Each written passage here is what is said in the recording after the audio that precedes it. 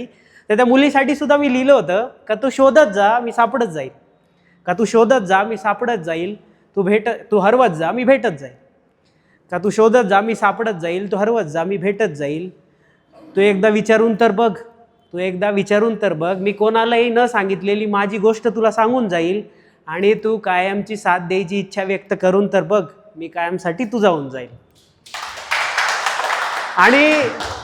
आयुष्यात बऱ्याच गोष्टी आल्यात, मी म्हणजे डिप्रेशनमध्ये होतो, प्रत्येकाच्या आयुष्यात डाऊनफॉल येतो, म्हणजे आवडती व्यक्ती असो, पैसा असो, आपल्या घरात बरेचसे श्रीमंती गोष्टी, घर सगळं डाऊनफॉल झाल्यानंतर परत एक माणूस स्वतःला हिंमत घेतो आणि प्रयत्न करतो की नाही मला काहीतरी करायचं आहे आयुष्यामध्ये. तर त्यासाठी मी लिहिलं होतं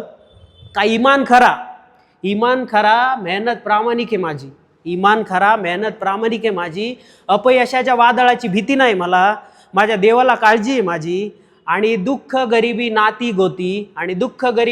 गोती ताकद लावून लावतील किती, मी जिथे उभं राहील तिथे माझ्या मागं उभं राहायची ताकद आहे त्याची. आणि